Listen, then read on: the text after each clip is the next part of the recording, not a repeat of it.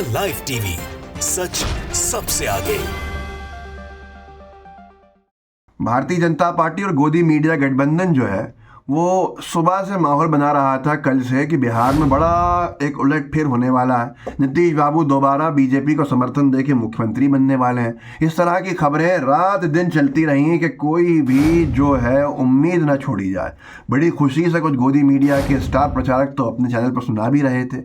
लेकिन क्या आप जानते हैं खेला हो गया या होने वाला है महाराष्ट्र में। एनडीए बीजेपी बिहार की चिंता कर रही थी तख्ता पलट करने में, पर महाराष्ट्र में कुछ बड़ा खेल होने जा रहा है। एक बात समझ में नहीं आ रही है क्योंकि वहाँ के जो लोकल चैनल्स हैं उन्होंने एक खबर को ब्रेक किया है। अजीत पवार, जिनको अजीत दादा कहते हैं, उप मुख्यमंत्री महाराष्ट्र के, एनसीपी के जो सर्वा रहे, और अब एनसीपी तोड़ के शरद पवार जी से अपने गठबंधन कर लिया उन्होंने। किसके साथ? जो बीजेपी और शिवसेना जो दूसरा बागी गुट चल रहा था उसके साथ सरकार में आ गए। लेकिन अब वो नॉट रीचेबल है। पिछले कुछ दिनों से उन्होंने कोई कार्यक्रम भी अटेंड नहीं किया है, उनका फ़ोन रीचेबल नहीं है, उनसे संपर्क नहीं हो पा रहा है, जिसमें कयास लगाए जा रहे हैं क्योंकि पवार जो हैं बड़े खिलाड़ी माने जाते हैं महाराष्ट्र की राजनीति के। और अजीत पवार इससे पहले भी राष्ट्रपति शासन हटवाने के लिए उप मुख्यमंत्री की शपथ ले चुके हैं और फिर उन्होंने खेला कर दिया था। तो फितरत जो है वो बड़ी अलग है।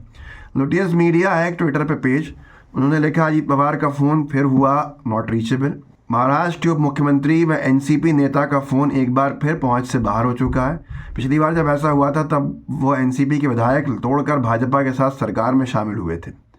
और एक बार फिर से अजीत दादा का फ़ोन नॉट रीचेबल हो चुका है। बड़ा सवाल है। सवाल इसलिए भी है क्योंकि अजीत पवार साहब को लोग जानते हैं इस तरह की राजनीति करने वालों में से। और अब आप अगर गूगल पे डालेंगे अजीत पवार तो ऑटोमेटिकली नॉट रीचेबल लिखा आएगा सजेशन में। आप ट्विटर पर डालेंगे, जैसे हम एक्स कहते हैं आजकल, अजीत पवार, तो आगे लिखा आएगा नॉट रीचेबल। मतलब इतना ज़्यादा सर्च किया जा रहा है, इतना ज़्यादा बड़ा इशू बन गया है। गोदी मीडिया दिखाए ना दिखाए, महाराष्ट्र के रीजनल चैनल्स ने दिखाया है, ब्रेक किया है, पर ये कुछ बहुत बड़ा खेला बिहार में होते होते महाराष्ट्र में हो गया। इसके ऊपर लोगों ने लिखा भी है, मैं आपको बताऊँगा भी उसमें। और बिहार में भी ये पक्का नहीं है कि नीतीश कुमार कुछ पलट करने वाले हैं या होने वाला है। वो इससे पहले भी कह चुके मरना पसंद करूंगा बीजेपी में जाने से ज़्यादा। लेकिन फिर भी अगर कोई दबाव है तो जैकी यादव एक ट्विटर यूज़र हैं, उन्होंने एक खबर ब्रेक करी है कि जेडीयू के 20 से ज़्यादा विधायक लालू यादव जी के संपर्क में हैं। सुना बिहार की राजनीति में भले ही मौसम वैज्ञानिक स्वर्गीय पासवान जी को कहा जाता था कि वो देख लेते थे, समझ लेते थे किसकी सरकार आने वाली है, या मैं नहीं कहना चाहता जो शब्द नीतीश कुमार जी के लिए इस्तेमाल होते हैं कि वो हमेशा सरकार में ही रहते हैं, लेकिन लालू यादव असली चाणक्य हैं। लालू यादव जी असली नेता हैं और वो जब खेला करते हैं तो बड़ा खेला करते हैं। तो उनके बारे में कहा जा रहा है कि जेडीयू के 20 विधायक जो हैं वो उनके संपर्क में हैं। और ये भी कुछ लोगों ने लिखा है कि अगर नीतीश कुमार जी आगे पीछे हुए, बीजेपी ने कोई खेला करने की कोशिश करी, तो ऐसे में कुछ बड़ा खेल बिहार में आरजेडी और कांग्रेस अपने विधायकों की परेड करा के कर सकती है, लोग कह रहे हैं। और महाराष्ट्र में तो एक बड़ा विषय खड़ा हो ही गया है। अजीत पवार की जगह पे वैसे भी रोहित पवार को तैयार कर ही रहे थे शरद पवार साहब, लेकिन क्या ये सब कुछ जो था वो एक बड़ा गिमिक था, बड़ा आंखों में पर्दे जैसा था। बहुत से लोग यही दिन भर सोचते रहे बिहार में क्या होगा, या बिहार में व्यस्त रहे, और इंडिया गठबंधन ने अपना खेला महाराष्ट्र में शुरू कर भी दिया, ऐसा लोग लिख रहे हैं। डिप्यूटी सीएम जो है अजीत पवार, वो वक्त से कई दिनों से किसी कार्यक्रम में दिखे भी नहीं है और फ़ोन भी आउट ऑफ रेंज हो गया। इससे पहले जब 3 बार ये किया था उन्होंने, तो तीनों बार नई गवर्नमेंट बनी थी। अजीत पवार की फितरत इस हिसाब से जानी जाती है कहाँ पर? महाराष्ट्र की राजनीति में। लोग मजाक में भी लिख रहे हैं कि अजीत पवार को इतना आपने दिखा दिया चैनल्स के ऊपर कि बिहार में सरकार गिर सकती है, तो क्या अपने विधायक लेके अजीत पवार बिहार तो नहीं चले गए हैं वहाँ उप मुख्यमंत्री की शपथ लेने?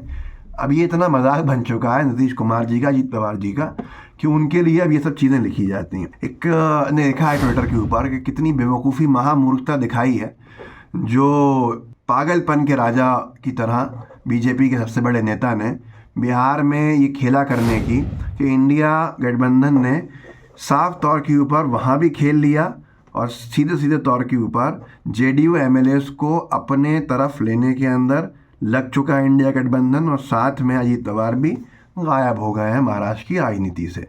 होगा क्या क्या नहीं होगा ये नहीं मालूम। और अभी 29 साल के बाद जो सेंट्रल हॉल है महाराष्ट्र असेंबली का, उसमें बैठे देखे गए थे रोहित पवार और सुप्रिया सुले जी के साथ शरद पवार साहब, जो वहाँ पर वोटिंग वगैरह देखने आए थे।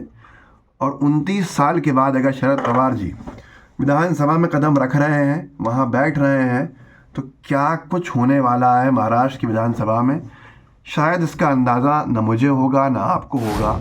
पर सब कुछ ठीक नहीं है, और सब कुछ जब ठीक नहीं है और ऐसे में अजीत पवार का गायब होना फिर उन चीज़ों को दोहरा देता है, याद दिला देता है जो चीज़ें वो पहले कर चुके हैं। क्या होगा महाराष्ट्र में, क्या होगा बिहार में, लोगों का कहना ये भी है, प्रशांत किशोर भी कह चुके हैं कि अगर गठबंधन एनडीए से करते हैं नीतीश कुमार जी, तो चुनाव नहीं जीत पाएंगे, मुख्यमंत्री नहीं बन पाएंगे।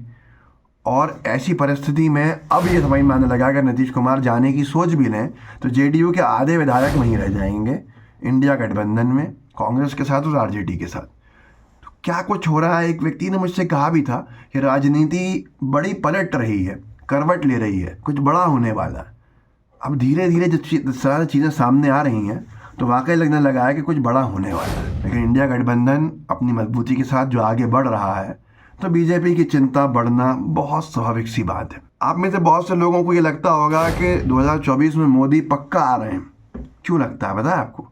क्योंकि आपको गोदी मीडिया पर रात दिन दिखाया जाता है, सोशल मीडिया पर रात दिन दिखाया जाता है कि मोदी का मैजिक, मोदी मजबूत, ये वो, न जाने रात दिन मोदी की तारीफ है, इसलिए आपको लगता है। अगर मोदी आ रहे होते, बीजेपी मजबूत होती, तो राम मंदिर प्राण प्रतिष्ठा का कार्यक्रम पहले करके, शास्त्रों के खिलाफ करके शंकराचार्यों को नाराज नहीं किया जाता। लेकिन चुनाव से पहले किया गया, खुद किया गया, देश भर के अंदर माहौल बनाया गया, उससे पेट नहीं भरा तो ज्ञानवापी का सर्वे के ऊपर विषय खड़ा कर दिया। वो सर्वे जिसका क्या इलॉजिकल आधार है, साइंटिफिक आधार ही नहीं हो। तो ये है कि इनकी हालत अच्छी नहीं है। इस वीडियो को आगे बढ़ाइएगा, लोगों को जागरूक ज़रूर कीजिएगा। आप जितने लोगों तक पहुंचा सकते हैं पहुंचाइए। व्हाट्सएप ग्रुप्स होंगे उनमें शेयर कीजिएगा। सोशल मीडिया एक बड़ा मजबूत प्लेटफॉर्म होता है, बड़ी ताकत है। आप जो कंटेंट चाहें आगे पुश कर सकते हैं, तो इस वीडियो को आगे ज़रूर पुश कीजिएगा। और मेरे लिए अगर मेरे वीडियोस देखना चाहते हैं सुबह ज़रूर आके चेक किया कीजिए, सुबह ही अपलोड होते हैं। जय हिंद, जय भारत। द लाइव टीवी, सच सबसे आगे।